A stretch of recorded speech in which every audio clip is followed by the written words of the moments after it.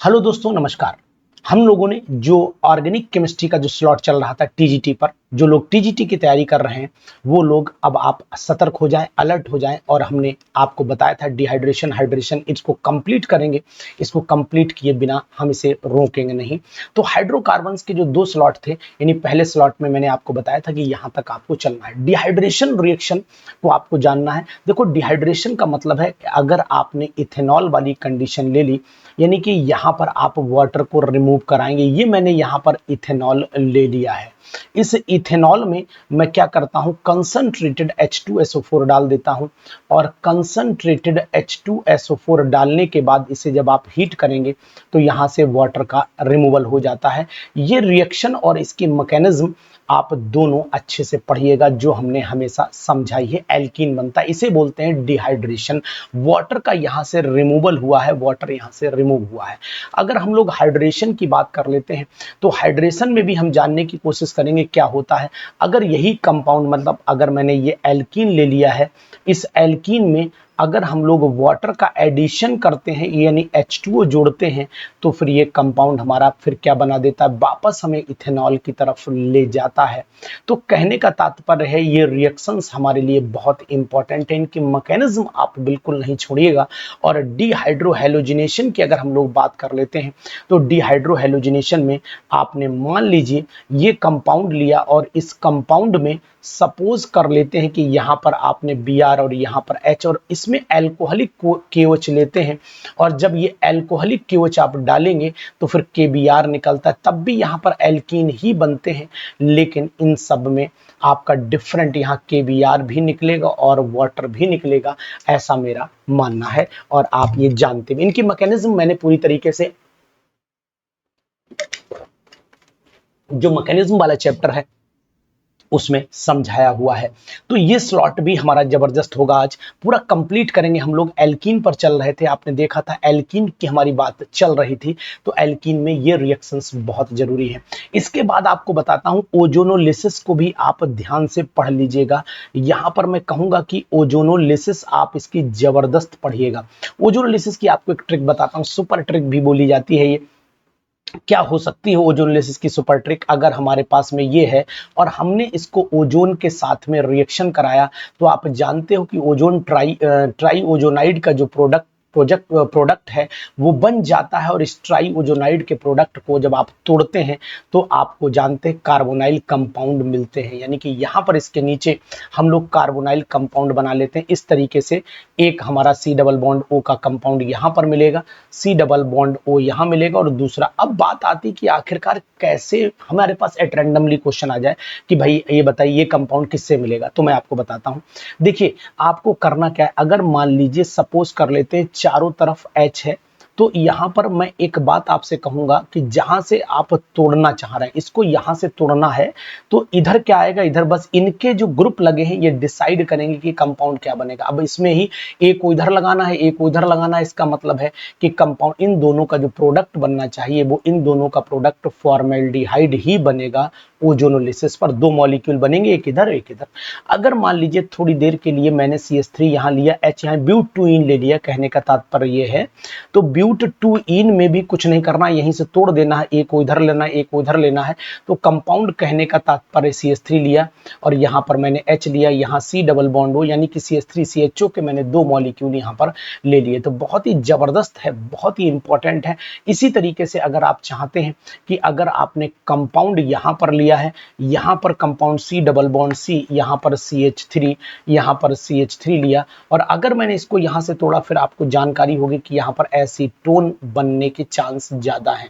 तो इसी तरीके से आप कोई भी रिएक्शन इससे सीख सकते हैं। जो भी कंपाउंड दिया हो उसको तोड़ दीजिए। अब मान लीजिए सपोज कर लो कोई कहे कि दो एसीटोन आपके पास में है, तो दो एसीटोन से क्या कौन सा कंपाउंड से मिलता होगा दो एसीटोन, दोनों एसीटोन को एक दूसरे के सामने आमने रखो और इन ऑक्सीजन को नोच लो ऐसे करके और जोड़ दो ऐसे करके, फटाक से कंपाउंड बन जाएगा। है ना जबरदस्त सुपर ट्रिक। तो इस ट्रिक से आप ओजोनोलिसिस को जरूर पढ़ लीजिएगा। इसके बाद आप एल्कीन में बेयर्स रिएजेंट की बात भी आप छोड़िएगा नहीं, यानी कि बेयर्स रिएजेंट आप जरूर पढ़ लीजिएगा भैया, छोड़ना नहीं है। बेयर्स रिएजेंट रिएजेंट आप जानते हो एल्कलाइन सॉल्यूशन होता है किसका, KMnO4 का होता है एल्कलाइन सॉल्यूशन। इसके रिएक्शन भी आप जानते हो CH2 डबल बॉन्ड CH2 हो जाता है और इसमें हम लोग वाटर जोड़ लेते हैं और साथ में नेसेंट ऑक्सीजन, ये कलर्ड कंपाउंड, ये एल्को यानी यहाँ पर एल्कलाइन KMnO4 लिखेंगे बेयर्स रिएजेंट, तो आपको पता होना चाहिए कि इथाइलिन ग्लाइकोल प्राप्त हो जाता है। क्या मिल जाता है, इथाइलिन ग्लाइकोल। बहुत ही सुंदर, बहुत ही सुपर ट्रिक, बहुत ही जबरदस्त तरीका, इंपॉर्टेंट रिएक्शन में मानी जाती है। और इसी के साथ आपको इसका पॉलीमेराइजेशन भी पढ़ लेना है जो लगभग हर किताब में दिया रहता है। तो साथियों इन चीजों पर विशेष तौर से आपको ध्यान देते हुए आगे बढ़ना है। अब इथीन यहां से आपको पता ही होना चाहिए कि पॉलीथीन, एक तो आप विनाइल इसका पढ़ लीजिएगा। पॉलीमेराइजेशन में आपने एक तो इस कंपाउंड को जरूर पढ़ना है, इस कंपाउंड को यानी इथीन से पॉलीथीन बनाना है, फिर आपको CH2 double bond CH vinyl chloride से PVC बनानी है, और फिर आपको टेट्राफ्लोरोइथाइलिन अगर आपने लिया है तो आपको PTFE पॉली टेट्राफ्लोरोइथाइलिन, ये 3 का पॉलीमेराइजेशन आप जरूर ध्यान से पढ़ लेंगे तो आपको बेनिफिट हो जाएगा एग्जामिनेशन में। इसी के साथ हम लोग एल्काइन में चल लेते हैं। देखिए यहां पर मैं आपको बताने की कोशिश करूंगा कि एल्काइन में जो कॉमन चीजें हैं वो आपको पता होनी। भाई जनरल फार्मूला तो सबको पता है, CnH2n-2, ये इसका जनरल फार्मूला होता है। और एल्काइन जो होता है ये एडिशन रिएक्शन के लिए बड़ा फेमस माना जाता है, बहुत ज्यादा जल्दी रिएक्शन करने में माहिर होता है, लेकिन एल्कीन से थोड़ा सा कम रहता है, एल्कीन ज्यादा रिएक्टिव माना जाता है, ये बात आप जान लीजिएगा। इसी के बाद अगर हम लोग इसको देखते हैं तो इसमें सबसे पहला काम है कि कैल्शियम कार्बाइड, यानी कि कैल्शियम कार्बाइड की रिएक्शन। अब ये रिएक्शन मैं आपको ओपन करके दिखाता हूं कि कैल्शियम कार्बाइड की रिएक्शन कैसे ओपन की जाती। तो यहां पर हम लोग ऐसे लिखेंगे और इसको जब वाटर में डालेंगे, यानी हमने ध्यान दीजिएगा कि एक्चुअल में होता क्या, कंडीशन क्या होती है। इसको वाटर, 2 मॉलिक्यूल लिए जाते हैं वाटर के और 2 मॉलिक्यूल के साथ में हम लोग ट्रीटमेंट करते हैं वाटर का। तो आपको याद होना चाहिए कि एसिटाइलिन प्राप्त हो जाता है। तो एक HOH हम ऐसे लिखेंगे और एक HOH हम ऐसे लिखेंगे, तो आप नोटिस कर पा रहे होंगे हमने एसिटाइलिन इस तरीके से बना लिया। तो यहाँ पर जो प्रोडक्ट बनता है वो आपका CH ट्रिपल बॉन्ड CH बनता है और यहाँ पर लिखा जाता है कैल्शियम हाइड्रोक्साइड। तो इस प्रिपरेशन को भी जानिएगा। और कैल्शियम कार्बाइड जो होता है वो Ca डाई पॉजिटिव और यहाँ एसिटिलाइड आयन भी बनाता है। तो एसिटिलाइड आयन 2 नेगेटिव के साथ बना लीजिएगा ये कैल्शियम आयन। तो ये रिएक्शन भी आपसे एग्जामिनेशन में पूछी जा सकती है, ध्यान दीजिएगा, बहुत ही जबरदस्त रिएक्शन है, बहुत ही इंपॉर्टेंट रिएक्शन में आती है। इसके बाद एल्काइन की जो इंपॉर्टेंट रिएक्शन है, एक तो ये वाली रिएक्शन है कि भाई अगर मान लीजिए आपके पास एल्काइन है और इस पर आपने निकल कैटालिस्ट आपने अप्लाई कर दिया, 300 डिग्री सेल्सियस टेम्परेचर आपने लगा दिया, तो सबसे पहले तो आपको इथाइलिन बन जाएगा। और इथाइलिन बनने के बाद फिर इस पर निकल कैटालिस्ट लगा दीजिए, 300 डिग्री सेल्सियस फिर टेम्परेचर दे दीजिए, तो यहाँ पर CH3 सिंगल बॉन्ड CH3 यानी कि ईथेन बन जाता है। लेकिन अगर आपने काम किया ये इस पर पैलेडियम और बेरियम सल्फेट ले लिया और जाइलिन के साथ में, या कैल्शियम सल्फेट भी आप ले सकते हैं, यहाँ पर बॉइलिंग सल्फर लिख सकते हैं, बॉइलिंग सल्फर आप यूज कर सकते हैं। तो केवल यहाँ CH2 डबल बॉन्ड CH2 पर आकर के ये रिएक्शन रुक जाएगी। बहुत ही इंपॉर्टेंट है बच्चों, बहुत ही इंपॉर्टेंट है। तो इस रिएक्शन को आप देखिएगा, इसे आप लोग डायरेक्शनल रिएक्शन भी कह सकते हैं। ये रिएक्शन भी आपको पढ़नी ही है और साथ में आपको ओजोनोलिसिस भी इसकी पढ़नी है। मतलब ओजोनोलिसिस में मैंने आपको बताया है कि ये रिएक्शन भी इंपॉर्टेंट कैटेगरीज में आती है। यहाँ ट्रिपल बॉन्ड आप लेते हैं। अब यहाँ पर मैं आपसे यही कहूंगा कि आपको मैं कॉमन रिएक्शन बता दूं तो आपको ज्यादा फायदा रहेगा, यानी कि C ट्रिपल बॉन्ड C, यहाँ पर H मत लगाइए, आप H मत लगाइए। इसका जब ओजोनोलिसिस कराएंगे, मतलब O3 से रिएक्शन आप कराएंगे, तो आप जान लीजिए कि यहाँ पर C इस तरीके से O, यहाँ C, यहाँ बॉन्ड, यहाँ O, यहाँ O, लेकिन बीच में भी एक बॉन्ड आता है, इस बात का ध्यान देना। बॉन्ड ये टूटेगा, बीच वाला बॉन्ड नहीं टूटता है बच्चों, इस बात का ध्यान देना। तो इस तरीके के कंपाउंड आपको यहाँ मिलेंगे। C सिंगल बॉन्ड C से जुड़ा ही रहेगा और यहाँ पर आपको एक O अलग हो गया, तो इसका मतलब एक डबल बॉन्ड से O जुड़ जाता है। इस तरीके से बाकी 2 वैलेंसी, एक वैलेंसी चाहे एल्काइल ग्रुप से सब सेटिस्फाइड कर लो और चाहे फिर आप H से कर लो, वो आपके ऊपर डिपेंड करता है। इस डाई कार्बोनिल कंपाउंड का प्रिपरेशन ओजोनोलिसिस में होता है। अब H लोगे तो ग्लाइओक्सल बन जाएगा, CH3 लोगे तो ब्यूटेन टू ओन ब्यूटा डाइओन बन जाएगा। इस तरीके के कंपाउंड आपके बनना शुरू हो जाएंगे। इसी तरीके से मैंने आपको बताया कि यहाँ पर एक अमोनिकल सिल्वर नाइट्रेट से reaction, ammoniacal silver nitrate silver nitrate. जो रिएक्शन में बता रहा हूं आप ध्यान से पढ़ लीजिएगा, जरूर आपको फायदा मिलेगा अमोनिकल सिल्वर नाइट्रेट वाली।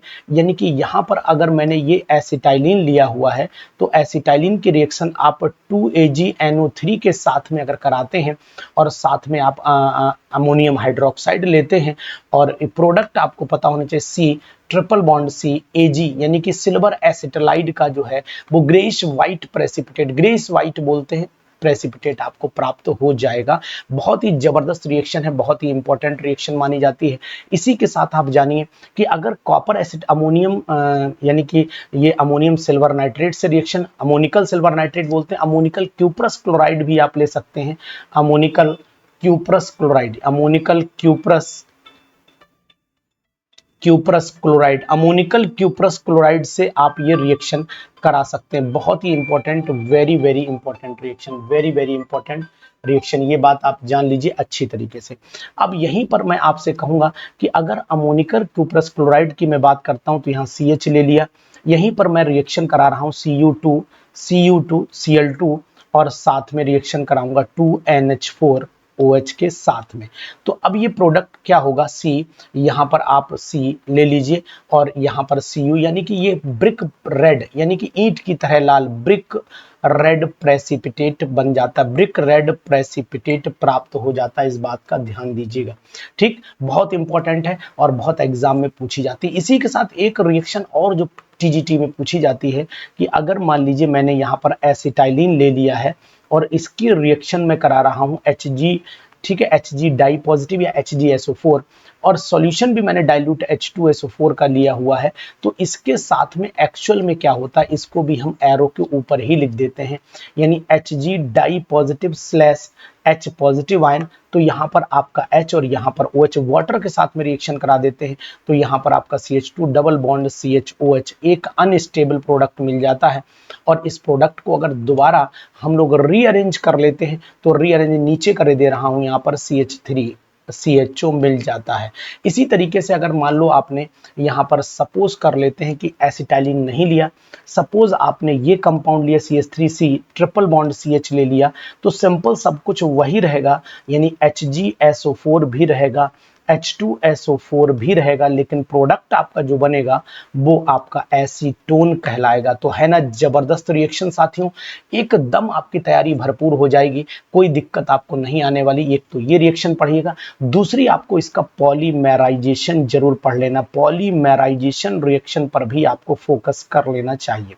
अब पॉलीमेराइजेशन में क्या है कि भाई अगर हमने इसको 3 मॉलिक्यूल लेके C2H2 के 3 मॉलिक्यूल लिए और रेड हॉट कॉपर या आयरन ट्यूब में से रेड हॉट आपने आयरन की ट्यूब ले ली या फिर कॉपर की ट्यूब ले ली, तो आपका C6H6 बेंजीन बन जाता है। ये भी आपको पता रहना चाहिए। और दूसरी चीज आपको ये भी याद रहना चाहिए कि इस रिएक्शन को किया कैसे गया। सबसे खास बात होती है इस रिएक्शन को आपने पढ़ा होगा, किया कैसे गया, ये चीज जरूरी है। तो यहाँ पर आप CH ले लीजिए, यहाँ ट्रिपल बॉन्ड CH ले लीजिए, इसी तरीके से यहाँ CH और ट्रिपल बॉन्ड यहाँ पर CH ले लीजिए। इस रिएक्शन में ये बॉन्ड इधर घुमा दीजिए, इधर घुमा दीजिए, ये आप इधर घुमा दीजिए, एंड सो ऑन बॉन्ड घुमा दीजिए, तो आपको ऑटोमेटिकली CH दिखेगा। यहाँ डबल बॉन्ड CH दिखेगा, यहाँ सिंगल बॉन्ड CH, यहाँ डबल बॉन्ड CH, यहाँ पर सिंगल बॉन्ड CH, यहाँ double bond CH, and so on, ये बेंजीन बनता हुआ दिखेगा। इसी तरीके से आप अगर 4 मॉलिक्यूल ले लेंगे तो आपका ब्यूटाडाइन भी बन जाता है। इस तरीके के कंपाउंड आप बना सकते हैं, कोई दिक्कत नहीं, ऑक्टाटेट्राइन बन जाता है, सॉरी।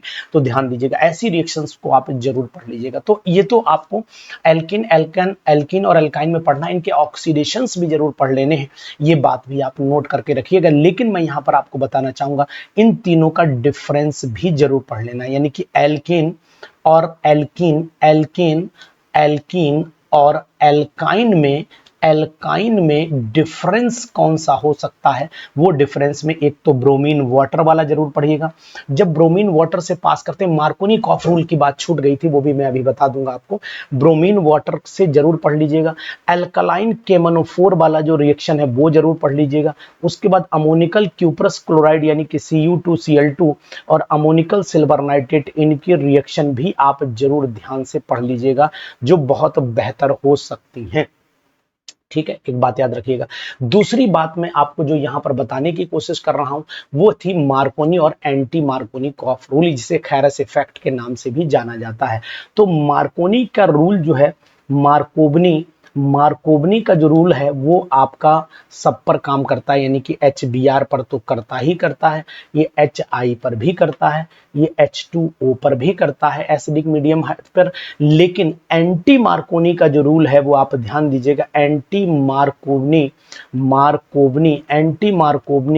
कॉफ का जो रूल है वो आपका काम करता है किस पर, वो केवल HBr पर काम करता है। बेंजोइल पेरोक्साइड की प्रेजेंस रहती है C6H5CO, ऑर्गेनिक पेरोक्साइड इसे बोलते हैं, यहाँ पर CO ये बॉन्ड सिंगल है, इसके बाद आपका C6H5, इसे बेंजोइल पेरोक्साइड, सॉरी बीच में O2 आते हैं, बीच में दो, बेंजोइल पेरोक्साइड बोला जाता है ना, बेंजोइल पेरोक्साइड, तो यहाँ पर O और यहाँ पर भी O आ जाता है। इस तरीके की रिएक्शंस, खासकर ये बात, एक बात और याद रखनी कि जो अनसिमेट्रिकल एल्कीन होते हैं, अनसिमेट्रिकल एल्कीन जो होते हैं वही ये रिएक्शन देते हैं। अब अनसिमेट्रिकल एल्कीन का मतलब है डबल बॉन्ड के इधर मान लो, सपोज कर लो एक H लगा है, और इधर मान लेते हैं कि सपोज कर लेते हैं कि एक तरफ यहाँ CH3 लगा हुआ है और यहाँ पर H, तो ये आपका अनसिमेट्रिकल एल्कीन हो जाता है।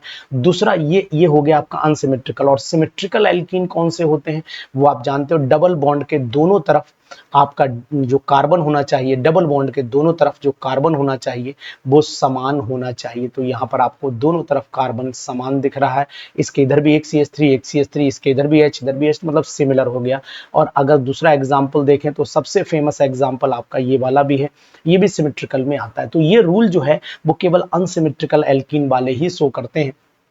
अब जैसे मैं एक रिएक्शन से आपको बताने की कोशिश करूंगा कि कहाँ से, देखो ये मैंने लिया अनसिमेट्रिकल। अब बात क्योंकि एंटी मार्कोनी और मार्कोनी की आ रही है तो मैंने एक एग्जांपल आपके सामने ये रख दिया। अगर मैंने इस पर HBr डाला और यहाँ पर कोई भी रिएजेंट नहीं लिखा तो आप MKr को अप्लाई करेंगे, और जब MKr को अप्लाई करेंगे तो इसका मतलब Br वहां जुड़ेगा जहां हाइड्रोजन का नंबर सबसे कम होता है, एक बात। और अगर मैंने इसी को एंटी मार्कोनी कॉफ लगाया, AMKr लगाया, तो AMKr का मतलब हुआ कि ऑर्गेनिक पेरोक्साइड की प्रेजेंस रहेगी और जुड़ेगा वही आपका HBr, लेकिन अब Br वहां नहीं जाता है जहां हाइड्रोजन का नंबर कम रहता है। तो अब आप यहां देख रहे होंगे इसका प्रोडक्ट का नाम है 2 ब्रोमो प्रोपेन बोलते हैं इसे, 2 ब्रोमो प्रोपेन, और इसे बोलते हैं 1 ब्रोमो प्रोपेन। तो ये बात भी आप नोट करके रखिएगा, इंपॉर्टेंट है साथी। तो ये मैंने आपको इंपॉर्टेंट कुछ बताया कि आपने हाइड्रोकार्बन 1 स्लॉट पढ़ा, हाइड्रोकार्बन 2 स्लॉट पढ़ा, इन चीजों को जरूर पढ़ लीजिएगा ध्यान से, और इस चीज को मैं आप तक पहुंचाने की कोशिश करूंगा, और ये सब चीजें आप तक बनी रहें और आप इनको किसी कॉपी पर नोट करिए। अब बात कर लेते हैं इंपॉर्टेंट क्वेश्चंस की, कुछ ऐसे क्वेश्चन जो आपको जबरदस्त लगेंगे, और हमारे चैनल पर जाएंगे तो आपको ये सब चीजें मिल भी जाएंगी। क्वेश्चन नंबर 1 की बात कर लेते हैं। क्वेश्चन नंबर 1 बहुत ही इंपॉर्टेंट, बहुत ही जबरदस्त क्वेश्चन, ठीक है, बहुत ही, यानी कि यहां पर लिखा देता हूं, प्रोपीन ऑन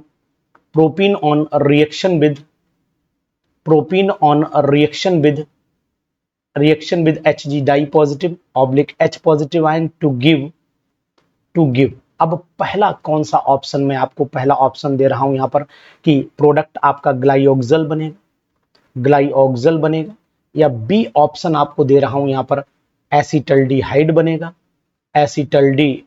बनेगा, या फिर आपको सी ऑप्शन दे रहा हूं कि यहां पर एसीटोन बनेगा, और यहां पर डी ऑप्शन दे रहा हूं कि आप बेंजीन बना सकते हैं। तो ऑप्शन कौन सा सही होगा कमेंट बॉक्स में जरूर बताइएगा। पढ़ाने के साथ साथ आपका टेस्ट भी हो जाएगा, तो इसका आंसर आप क्वेश्चन नंबर 1 का आंसर कमेंट बॉक्स में बताएंगे, 1 के आगे लिख दीजिएगा, मैं समझ जाऊंगा कि आपने आंसर सही दिया। क्वेश्चन नंबर 2, क्योंकि इनके आंसर मैंने सब डिस्कशन किए हुए हैं, ये ध्यान दीजिएगा। उसके बाद है यहां पर ध्यान दीजिएगा, एसिटाइलिन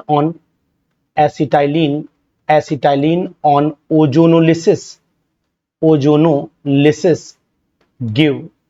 पहला ऑप्शन आपको दे रहा हूं यहां पर ए ऑप्शन, इसका नाम ग्लाइऑक्सल है। दूसरा ऑप्शन आपको दे रहा हूं एसिटल्डिहाइड दे रहा हूं, एसिटल्डिहाइड ऑप्शन दे रहा हूं।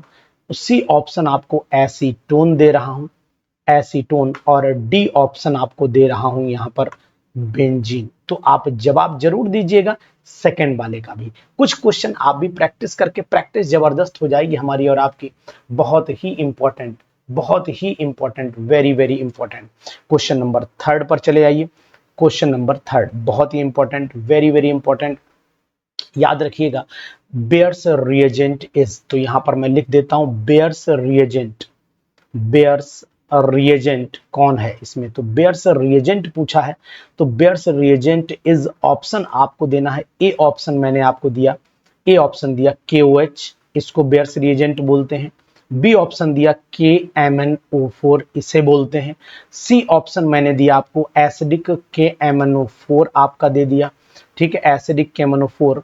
और डी ऑप्शन आपका दे दिया मैंने एल्कालाइन KMnO4। तो आप जरूर बताइएगा कि इसमें बेयर्स रिएजेंट कौन है। क्वेश्चन आपको अच्छे लग रहे होंगे, कमेंट बॉक्स में जरूर कमेंट करिए और आंसर भी लिखिए इनका, तो आपको लगेगा कि आपने कुछ पढ़ाई की, यानी एक पेज पर आंसर लिख लिए, बाद में कमेंट बॉक्स में लिख दीजिएगा।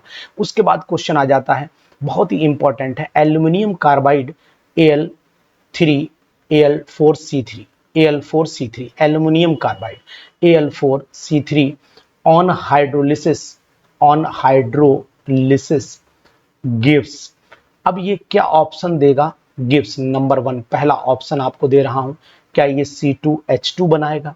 नंबर 2 क्या ये CH4 बनाएगा। नंबर 3 क्या ये C2H6 बनाएगा। और नंबर डी क्या ये C2H4 बनाएगा। तो ये 10 क्वेश्चन के जवाब अगर आपने दे दिए तो मैं समझ लूंगा कि आपकी तैयारी TGT लेवल पर जबरदस्त है, बहुत ही जबरदस्त है, ठीक है ना।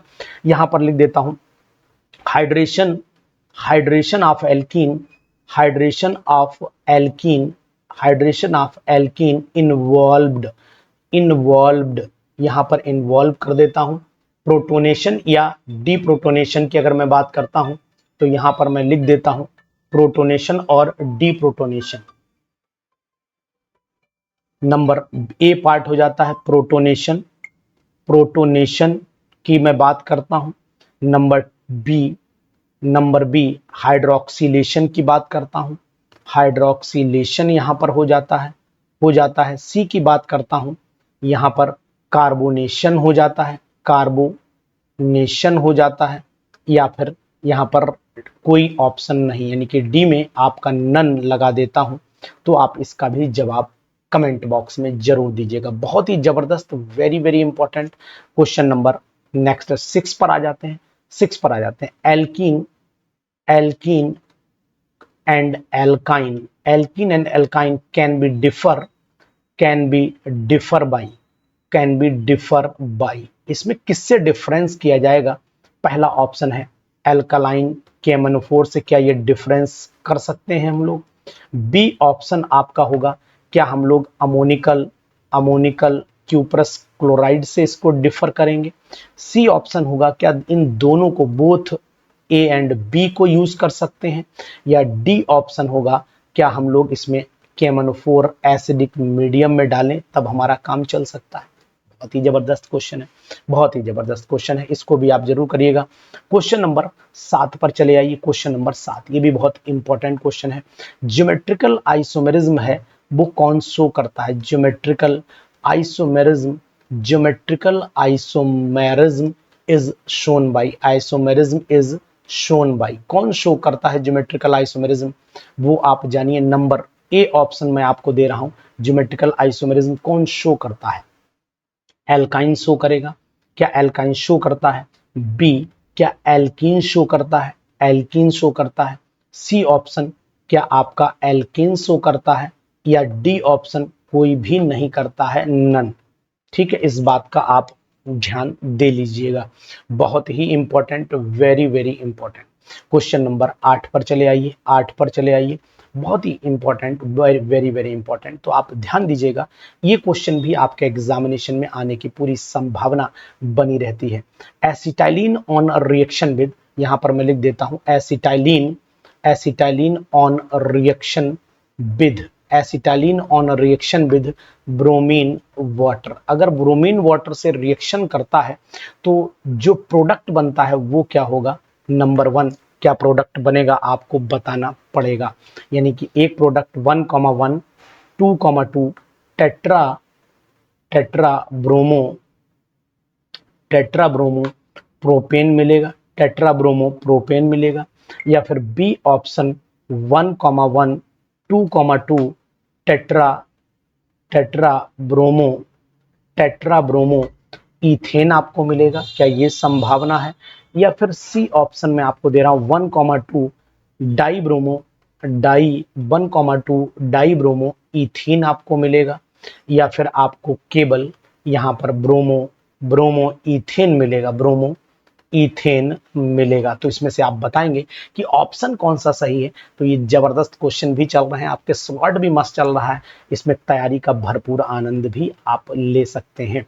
ये बात ध्यान दीजिएगा, यानी कि अगर मैं आपसे कहूं कि प्रोडक्ट यहाँ पर यानी कि acetone acetone is ozonolysis product of ozonolysis ozonolysis product of किसका प्रोडक्ट है ओजोनोलिसिस का? नंबर ए ऑप्शन में आपको दे रहा हूं 2,3 di methyl 2,3 di methyl Pantene का प्रोडक्ट है।